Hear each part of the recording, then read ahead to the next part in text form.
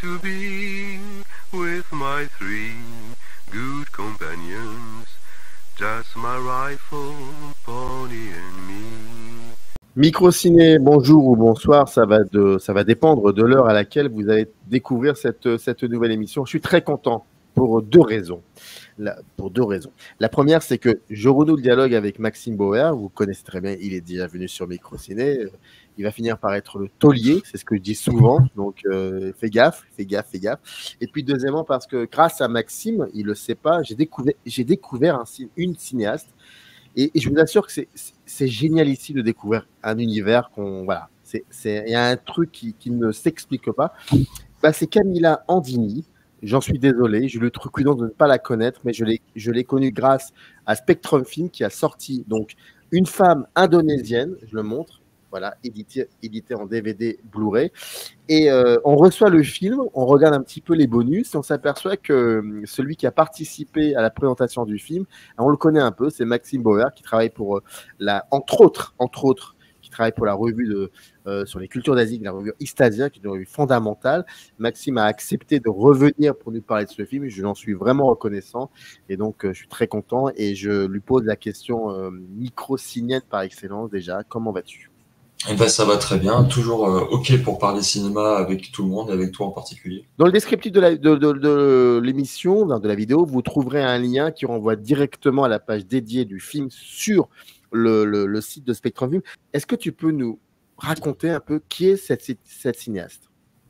Alors, Camilla Andini, c'est vraiment une cinéaste du cinéma indonésien contemporain très emblématique de ce cinéma, du cinéma d'Asie du Sud-Est. Elle est la fille d'un grand cinéaste. Alors, pardonnez-moi, je revérifie le nom du grand cinéaste, qui est Garin Nugroho, qui est un grand cinéaste indonésien. Voilà, c'est sa fille. Elle est née en 1986. Elle sort son premier long métrage en 2011, The Mirror Never Lies, qui est complètement inédit. Moi, je ne l'ai pas vu. Et puis, à la fin des années 2010 et jusqu'à maintenant, elle enchaîne 3 films de manière assez rapprochée. Donc, The Seen and Unseen, qui est pour moi le film que je préfère d'elle, le plus pur, le plus beau, enfin, on pourra peut-être en reparler plus tard. Et celui-là, justement, je l'ai découvert par l'édition Spectrum Film du Blu-ray, qui date un peu maintenant, qui date, je crois, de 2018. Le film date de 2017. Et j'avais acheté le Blu-ray parce que je trouvais sympa de sortir des films indonésiens, que ça sorte un petit peu de ce qu'on nous proposait d'habitude. Et je suis vraiment tombé amoureux de cette filmographie, de cette cinéaste, de son style. Et peu de temps après, du coup, Yuni, c'est un autre film qu'elle a fait qui est sorti en festival principalement. Je crois que c'est son film qui est le plus connu quand on interroge des gens sur la toile. C'est Yuni qu'ils ont vu. Et puis donc, son dernier film en date, c'est Une femme indonésienne, ou No Zen en anglais, c'est le titre international, c'est je l'ai plus le titre international, No Zen quelque chose, ou Nana, le nom de l'héroïne. Et c'est un film qui est sorti en salle chez nous fin 2022, début 2023.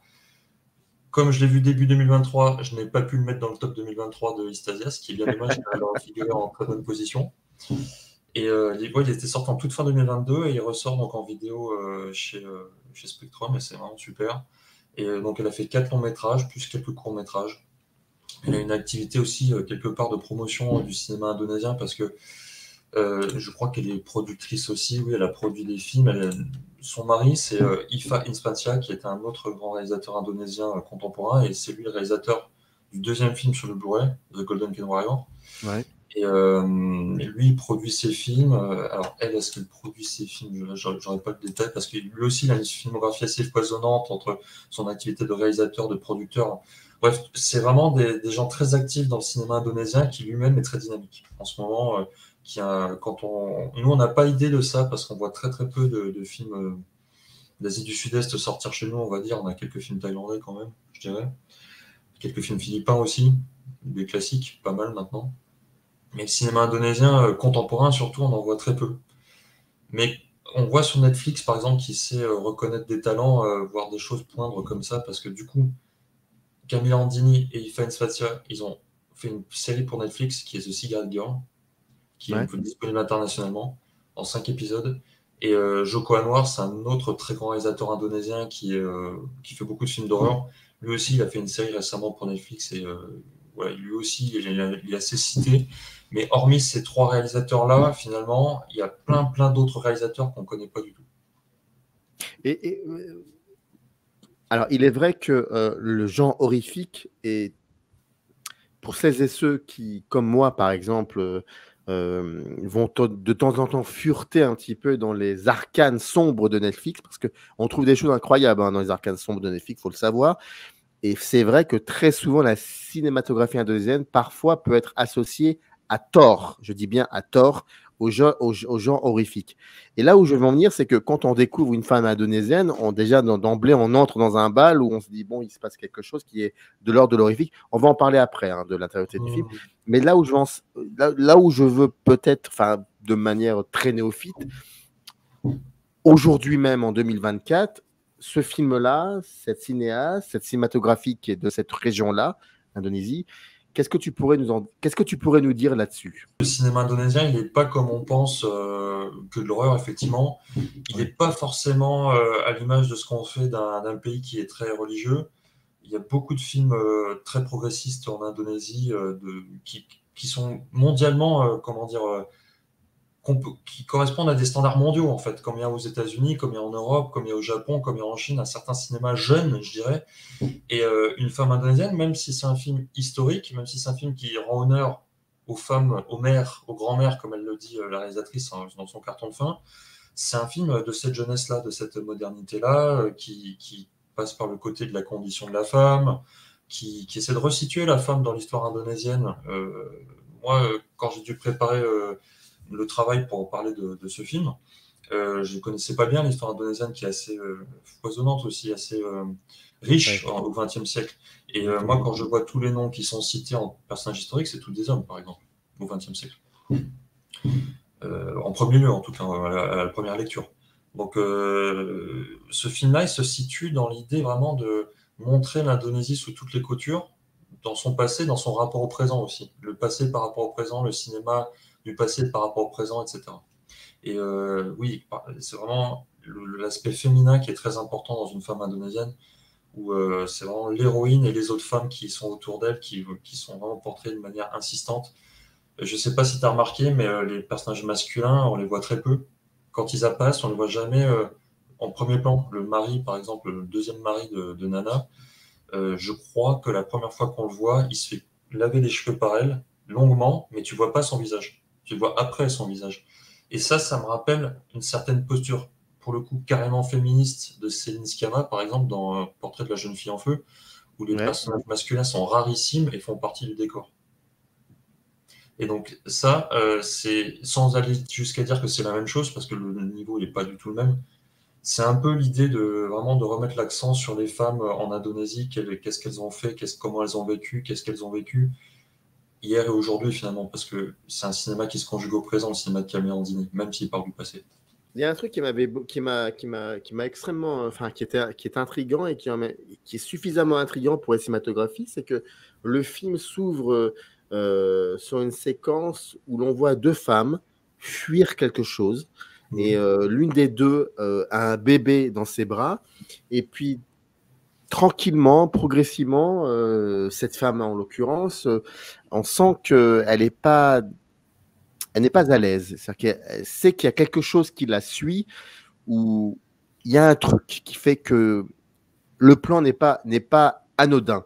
Et en fait, cette séquence, dans son entièreté, montre qu'il manque quelque chose. Il manque une autre personne. Il y a une image manquante. Et c'est très beau parce que ces deux femmes, il y a l'une des deux, donc Nana, voit quelque chose au loin, qui est une silhouette. On sait que c'est un homme. Et on se dit, est-ce que ces deux personnes sont dans le même plan? Dans un premier temps, non, ils ne sont pas dans le même plan. Et puis, il s'avère qu'ils finissent par être dans le même plan. Et en même temps, c'est très compliqué. Et puis soudainement, comme dans tous les rêves, il y a cette idée que ce que l'on a vu n'est pas forcément réel, mais ce que l'on a vu peut peut-être nous aider à comprendre comment le film va se développer. Et c'est ça. En fait, le film, Une femme indonésienne, c'est quoi? Me concernant, c'est une forme de douceur et d'apaisement, et à l'intérieur même, une violence qu'on n'arrive même plus à définir. Et c'est comme ça que je vois le film, grâce à la première séquence. Moi, la première séquence, je me suis demandé si elle était complètement onirique ou s'il y avait des bribes de réalité de l'histoire de Nana. Je pense qu'il y a quelques bribes mélangées à quelque chose, une violence assourdissante qu'il y a autour d'elle. Et ça, c'est vraiment dans l'histoire d'Ariane, parce que si on écoute bien le dialogue de cette scène, il est question, elle dit, je crois que c'est l'autre femme qui dit, on est peut-être suivi par les communistes ou par je ne sais plus qui. Alors, à l'époque-là, il y avait une purge des communistes en Indonésie. Dans cette période-là, la date est trouble aussi, c'est pas très clair. Je me rappelle Nicolas qui m'interviewait pour le bonus, il voulait me faire aller là-dessus.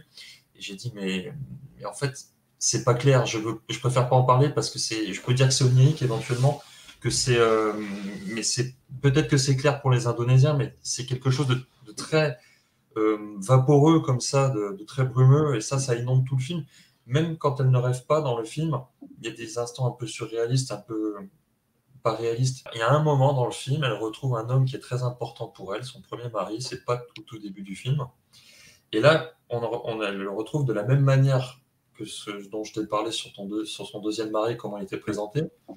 On ne le voit pas tout de suite. Parce que quand il dévoile son visage, c'est pas un plan naturel. Normalement, un personnage important, quand il intervient, on le voit comme ça.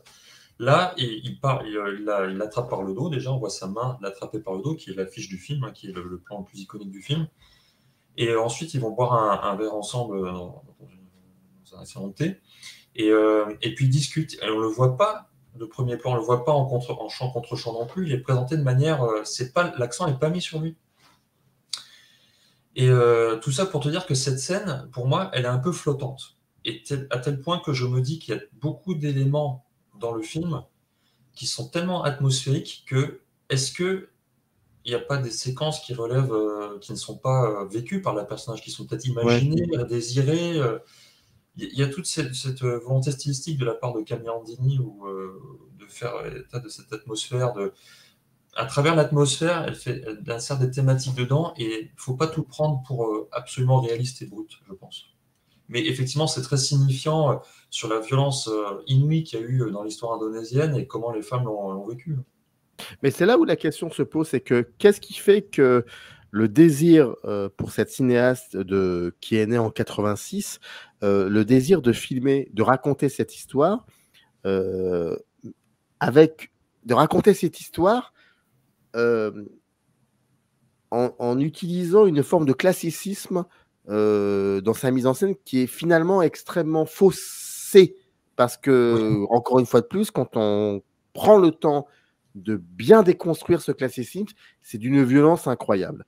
Et c'est très beau parce que plus on avance dans le film, on se dit, bon, voilà, je vais être très franc avec toi, et on a l'impression d'être dans une espèce de cinématographie à la Jean-Jacques Hano, tu sais, comme les films comme L'Amant. Et finalement, c'est beaucoup plus fort et beaucoup plus complexe que ça, parce que à l'image de la séquence d'ouverture qui nous donne ce que l'on voit est apaisé, et ce que l'on ne voit pas, mais ce que l'on sent est d'une violence forte, incroyable. Et moi, je me posais cette question, c'est qu'est-ce qui fait que qu'est-ce qui traverse cette envie de cette cinéaste de raconter cette histoire de cette manière-là? Alors déjà, la violence, elle a toujours habité ces films, parce que le film The Sin and Unseen, donc son deuxième long métrage, qui est le premier qu'on a pu voir chez nous par Spectrum Film, c'est l'histoire de deux jumeaux enfants, et il y en a un qui est mourant, le garçon est mourant, et la sœur, elle s'imagine un monde fantasmagorique avec son frère jumeau qui n'est pas vraiment avec elle, puisqu'il est sur un lit d'hôpital, et c'est toute cette violence intérieure qu'un enfant peut ressentir par son jumeau, qui est vraiment cinématographiquement, c'est magnifique, hein, c'est très fantasmagorique, pareil, il y a une dimension atmosphérique très forte, mais si on est sensible vis-à-vis de la mort d'un enfant, c'est inregardable. J'ai rencontré quelqu'un sur Twitter qui m'a dit qu'il ne pouvait pas voir le film à cause de ça. Pourtant, c'est un film, c'est un film d'une violence visuelle, hein, mais il y a cette violence intérieure qui habite le film. Donc en 2016, elle a réalisé un court-métrage qui s'appelle Memoria. Alors court-métrage, il fait 40 minutes quand même. Donc un court-métrage qui s'appelle Memoria, qui se passe au Timor oriental. D'ailleurs, d'après Letterboxd, c'est coproduit par le Timor oriental. Donc le Timor oriental, c'est un petit État qui s'est fait envahir par l'Indonésie après l'indépendance de l'Indonésie. Et les femmes ont été très maltraitées là-dessus, comme on imagine dans toute guerre. Et donc, pareil, ce court-métrage, moi, je l'ai revu récemment. Il est vraiment, il est pas violent visuellement, mais il témoigne de la violence de l'humanité envers les femmes. Donc, quelque part, c'est quelque chose qui lui trotte dans la tête pour une femme indonésienne depuis de nombreuses années. Avant d'aller plus loin dans l'intériorité du film, même si on en a commencé un peu, est-ce que tu pourrais, là on sort un peu de la critique du cinéma, je l'avoue, mais comme c'est une cinéaste qu'on découvre, est-ce que tu pourrais nous expliquer un petit peu comment son film, en l'occurrence Une femme indonésienne, les répercussions sur l'échelon critique international? C'est un film qui a été très commenté. Alors, la première chose qu'on voit quand on voit les commentaires, c'est le rapprochement stylistique avec Wong Kar-wai. C'est vrai qu'il y a un côté In the Mood for Love dans Une femme indonésienne, dans la photographie, peut-être dans l'étalonnage, un peu. Il y a quelque chose de Wong Kar-wai, mais ça va beaucoup plus loin que la simple comparaison qu'on peut faire avec Wong Kar-wai. C'est un film vraiment. Faut peut-être pas dire féministe à tort et à travers, parce que les cinéastes, elles l'acceptent avec plus ou moins de volonté, de conscience, etc. Mais c'est un film vraiment qui s'attarde beaucoup sur les femmes d'un pays, et je pense qu'à ce niveau-là, vu que le cinéma indonésien, il est pas très vu en dehors des festivals, et notamment dans le passé, je pense que c'est un film étendard un peu. Et pour ça, il était très commenté. J'ai vu des interviews de Camélia Andini interviewée à l'étranger dans les festivals au Canada, etc.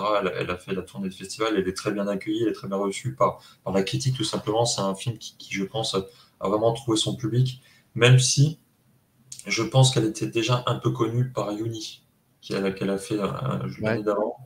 Je crois même que les deux films ont circulé un peu de manière concomitante en festival en 2021, 2022, 2023, donc peut-être durant l'année 2022. Et Yuni, c'était un film sur une jeune fille, pareil, voilà, c'est une jeune fille qui doit se marier par un mariage arrangé. Ça montre tout ce que les thématiques classiques autour de ce sujet. Et en même temps, ça fait intervenir d'autres thématiques. Le mari qu'elle doit épouser, le jeune homme qu'elle doit épouser, on voit à un moment qu'il aime se travestir en femme de manière cachée et vraiment brève. Mais voilà, tout ça, c'est des sujets de société moderne qui animent toutes les sociétés modernes, toutes les sociétés du monde. Et Camélia Andini, elle est vraiment à fond sur ces sujets. J'ai envie de dire, comme beaucoup d'autres cinéastes, finalement. Je pense que ce qui la distingue un peu, en tout cas pour ma part, ce que je trouve d'une femme indonésienne, c'est l'extrême qualité de sa réalisation. Et puis, comme tu disais à très juste titre, les deux niveaux, plusieurs niveaux de lecture. La violence dans la douceur atmosphérique, la modernité de ces personnages féminins par rapport à ce que les femmes indonésiennes sont maintenant, mais par rapport à leur mère, à leur grand-mère qui vivaient dans les années 60. Il y a cette sophistication de la mise en scène qui fait que son propos, qui est déjà traité ailleurs, on peut dire, est tout à fait pertinent et tout à fait recevable dans les meilleures conditions pour un spectateur. Mais il y a aussi autre chose, c'est que, et ça m'a vraiment intrigué, parce que la première fois que j'avais vu ça, c'est dans un autre film, un film israélien de Ronit Elkabetz. Ronit et Shlomi Elkabetz, c'est Prendre femme, ou bref, peu importe. Ronit Elkabetz jouait le rôle d'une femme qui changeait constamment de coupe de cheveux. Et ça donnait le rythme du film. Et c'est exactement ce que l'on voit dans le film Une femme indonésienne. Nana, donc, a une manière de changer sa coupe de cheveux. C'est très méticuleux. Dans le cinéma de Camélia Andini, je pense qu'il est très méticuleux. Et ça crée le rythme du film en devenir. Donc, il y a plusieurs rythmes, plusieurs briques, plusieurs strates. Et ça m'intéresserait d'en parler avec toi de ça, de cette manière qu'elle a, cette cinéaste, de caler sa mise en scène sur des choses anodines. Ah, mais là, quand tu me dis ça, je pense de prime abord à Ozu. Quelque part, les intérieurs de la grande maison d'une femme indonésienne, c'est pas très éloigné de ces maisons traditionnelles d'Ozu avec la petite théière sur le côté, etc., des petits ustensiles. Là, je dirais par contre que les personnages s'emparent des ustensiles et qu'ils font quelque chose avec, et comme tu dis, ça rythme le film. C'est un cinéma méticuleux, t'as raison. Il y a aussi un commentaire qui a été fait sur la façon dont elle lave les cheveux de son mari. Il y a quelque chose avec les cheveux. Alors, j'ai pas forcément l'interprétation tout de suite de prime abord. Il y a l'idée effectivement, de s'adapter finalement à la situation quand elle se coiffe. Ça, c'est quelque chose que je peux interpréter comme ça. C'est-à-dire que, effectivement, sa coupe de cheveux, c'est son rôle social, son statut social à tel moment. Et c'est pour ça que je vais partir sur autre chose que j'ai vu personne d'autre vraiment le dire. Je parle dans le bonus d'une tension homosexuelle entre elle et la maîtresse de son Ouais. mari, de son second mari. Mm. C'est assez subtil parce qu'on peut imaginer que dans un pays comme l'Indonésie, c'est pas forcément. Bon, même s'il y a des films LGBT, hein, je dis des bêtises, hein, il y a des films LGBT en Indonésie aussi. Mais c'est assez subtil, c'est pas des gros sabots. Mais il y a quand même une scène quand elles ont été dehors avec les enfants, amené les enfants jouer, et que se sont éclipsées toutes les deux et qu'elles ont nagé ensemble. Et la scène d'après, la nuit, où elles sont pas en pyjama, mais en tenue de nuit, avec les cheveux détachés, là, les cheveux complètement détachés. Et elles se grillent une cigarette. Moi, ça me fait penser à la cigarette après l'amour, tu vois. Ah oui, c'est ça, c'est exactement ça. Au Ouais. moins, si c'est pas ça, c'est qu'elles elles se sont révélées l'une à elle, comme en termes de sororité peut-être. Mais comme tu dis, à ce niveau-là, elle a les cheveux complètement détachés, elle est complètement lâche, elle est complètement elle-même. Ce qu'elle ne peut pas être avec, sans doute avec les autres personnages, avec les hommes, avec la société, où là, elle a les cheveux complètement attachés, euh, notamment dans Alors, même dans la fête qui lui est donnée, en son honneur, elle a les cheveux attachés. mais l'Indonésie, pour recontextualiser un petit peu la situation, ce sont que des éléments factuels ce que je donne. D'accord, il n'y a aucune critique. L'Indonésie est, si je ne me trompe pas, le premier pays musulman au niveau dans le monde. Et d'ailleurs, dans le film, les personnages entre eux se saluent via un salam alaikum. Et voilà, il y a quelque chose de très fort là, par rapport à ça. Je ne dis pas que le film s'oriente vers ça. D'accord, c'est pas je pense pas que le film s'intéresse à ça, mais c'est intéressant aussi de comprendre comment cette cinéaste filme aussi ce personnage féminin très fort, et c'est très intéressant parce que ce personnage féminin très fort finit par comprendre assez rapidement que ce second mari qui la met dans une situation extrêmement facile, à savoir que tu ne manqueras de rien, mais en même temps, ce mari la trompe éhontément, et d'ailleurs, elle s'en rend compte, elle le sait, et on le sait, nous, dès le début. Et donc, c'est ça qui est très troublant, c'est que la femme, la maîtresse de son mari, finalement, il va se passer un truc qui fait qu'il y aura une connexion entre ces deux femmes. Moi, je me pose cette question du miroir. Je ne connais pas les autres films de Camilla Andini, j'en suis vraiment désolé, mais est-ce que cette histoire de miroir est un leitmotiv dans ses précédents films? Alors, pour les deux films, pour Yuni et pour The Sin and Unseen, j'ai pas souvenir là maintenant.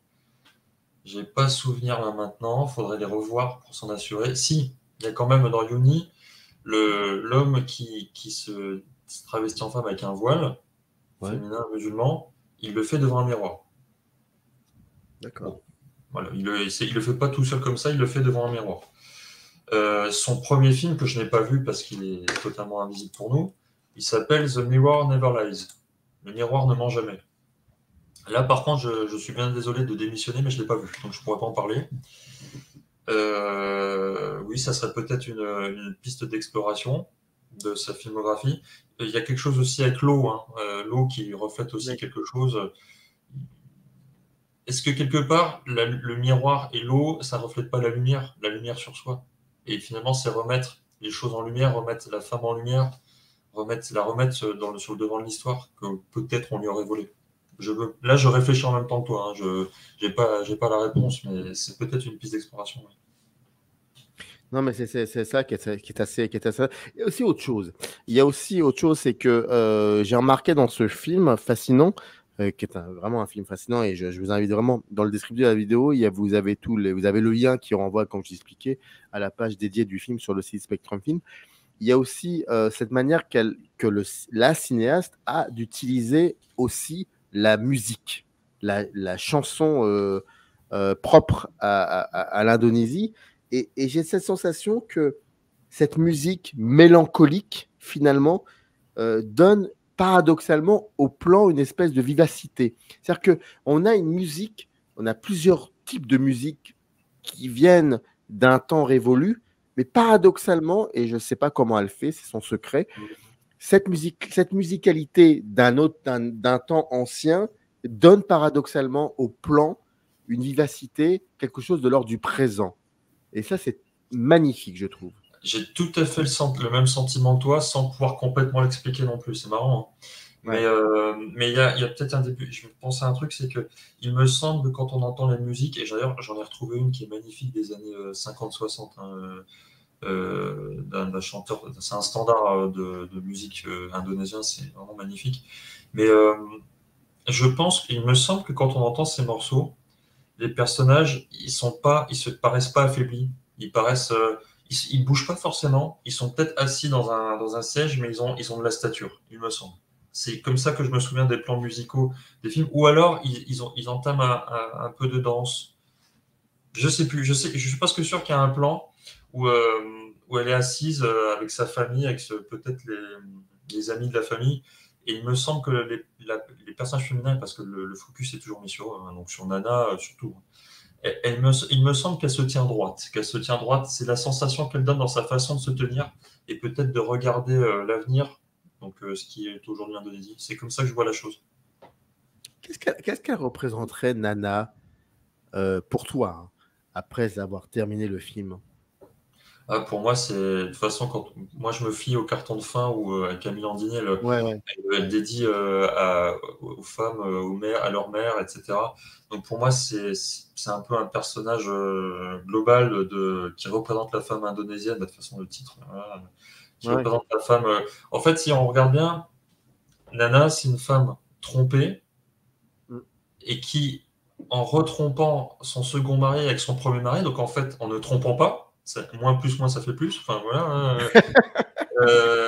Et quand même lésée. Donc c'est un peu, elle essaie de leur rendre l'honneur en montrant quelle terrible injustice a vécu ce personnage. Probablement comme tant d'autres, pas forcément la même histoire, mais des relents de cette histoire-là, de cette façon que les maris peut-être avaient de concevoir leur famille à cette époque-là. D'ailleurs, en Indonésie ou ailleurs, hein, c'est pas forcément la question d'un pays. Hein, oui, bien sûr, bien sûr. Dans les années 60, voilà, c'est un peu une certaine époque où il y avait certains critères moraux dans toutes les sociétés qui n'étaient pas les mêmes. Oui, voilà, c'est une histoire. En fait, le film, c'est une histoire assez complète en fait sur la façon de décrire un personnage féminin, ce qu'il peut vivre d'injuste au regard de l'histoire et comment, encore une fois, le regarder avec les yeux de maintenant. Mais ce qui peut être perturbant, je l'avoue, c'est vraiment pour le coup la composition, la valeur de plan qu'utilise Camilla Andini, c'est-à-dire quelque chose d'assez, comment dire, une espèce de fixité comme ça, alors que nous sommes en 2024, les choses sont finalement plus dans le mouvement qu'autrement. Et quand on voit ce film, dans un premier abord, on peut être un peu intrigué par la fixité des plans, voire même l'absence de mouvement de l'appareil. Mais si on prend le temps de bien regarder les choses, c'est vraiment complètement différent. Moi, il y a comme ça, il y a plusieurs échos qui sont venus à moi. Il y a Tran Anong, par exemple, cinéma de Tran Anong. Et là, on est vraiment dedans, je veux dire, et puis d'autres cinématographies.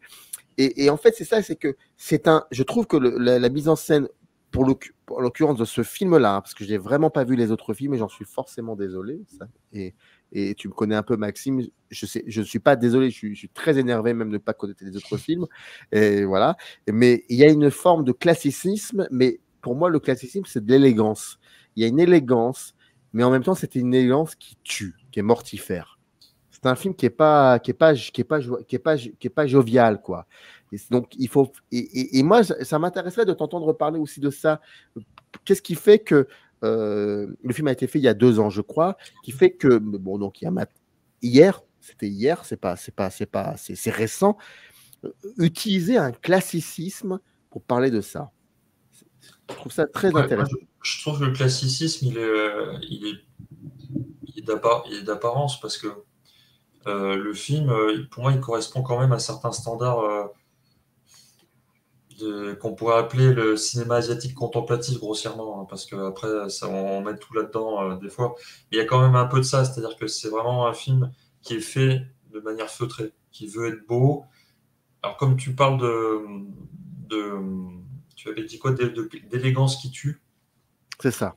Je dirais plutôt que c'est l'élégance qui s'élève au-dessus de la violence. C'est-à-dire que Nana, c'est vraiment un personnage. Moi, je trouve que c'est un personnage charismatique, hein. Elle subit beaucoup.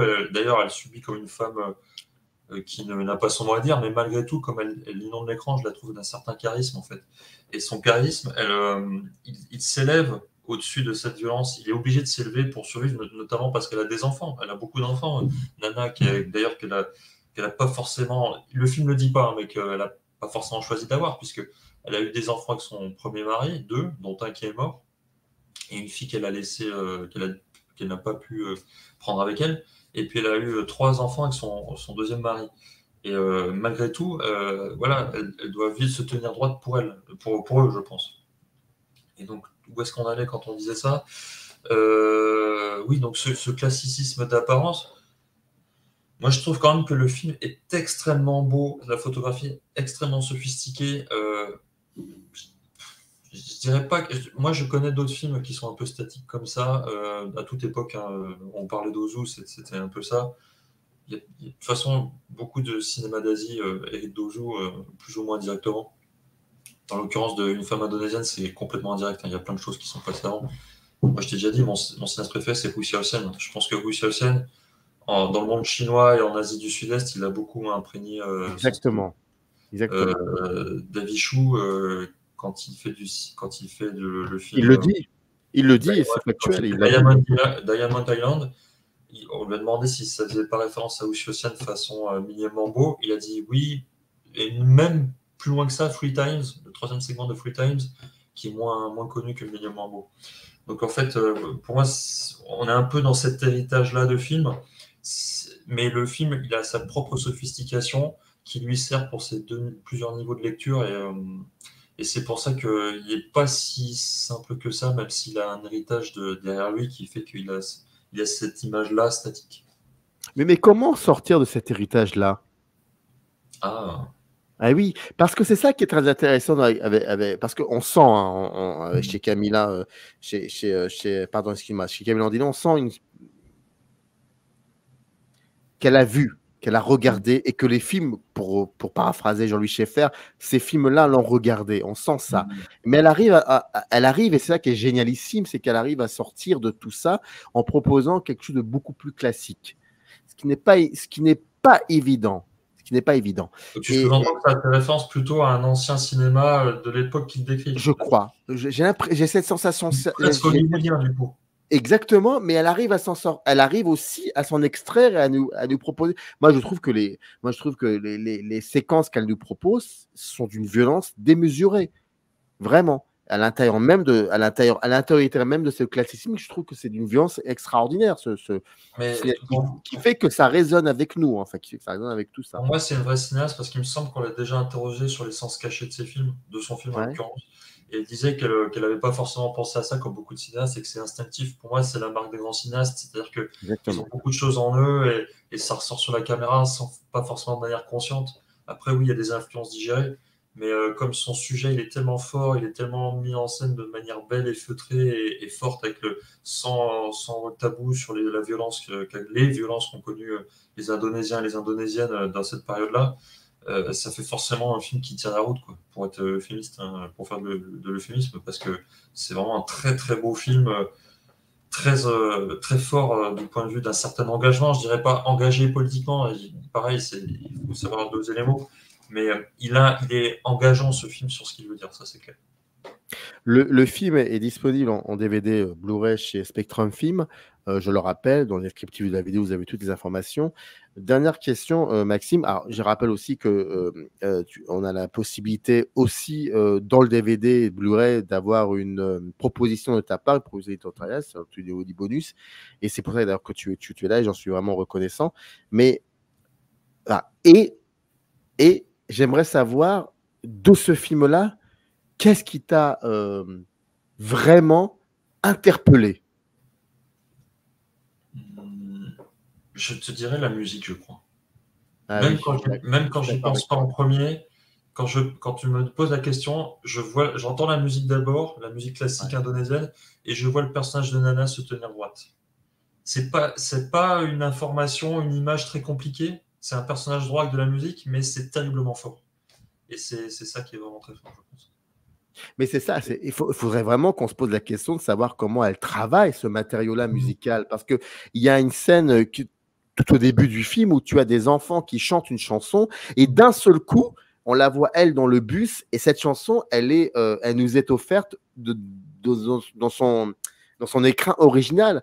Et moi, je me pose cette question, c'est que ça n'est pas du tout anodin, c'est qu'on est vraiment dans une force de mise en scène, dans une proposition de mise en scène de la musique. Oui, parce que en fait, je pense que si on l'a rapproché de Wong Kar-wai, c'est aussi pour la musique, parce que Wong Kar-wai, il fait beaucoup de films dans les années 60 avec des empreintes musicales des années 60. Là, c'est pareil. Mais Wong Kar-wai, il témoigne. Je trouve que c'est plus des films qui... Même Les Anges déchus qui témoignent d'une certaine violence, c'est des films qui sont faits pour se plonger dans une ambiance qui met bien quelque part. Chungking Express, c'est ça. Bon, pour le groupe de sa carrière des années 90, c'est pas forcément le premier film, As Tears Go By, qui est un espèce de polar un peu qui a ses moments de violence, mais dans ces films-là, il y a quelque chose de cotonneux qui met bien, même quand ça met... La violence, elle n'est pas très profonde, je trouve, chez Wong Kar-wai. Alors chez Camirandini, si on veut absolument faire le parallèle, elle est extrêmement profonde. Elle est extrêmement profonde malgré... Et c'est ça qui est très très fort. Donc en fait, il nous reste une image forte. L'atmosphère du film, elle est flottante, onirique, mais à la fin, il nous reste une image forte du personnage et du film, je pense. Donc, Une femme indonésienne, un film de Camilla Andini. Le film est édité en Blu-ray chez Spectrum Film. Je remercie d'ailleurs, je n'avais pas remercié Spectrum Film pour l'aide apportée à la conception de cette émission. Merci beaucoup, Maxime, en tout cas, pour ce temps que tu nous as accordé. C'était un plaisir. In the canyon, that's where I long to be, with my 3 good companions, just my rifle, pony and me.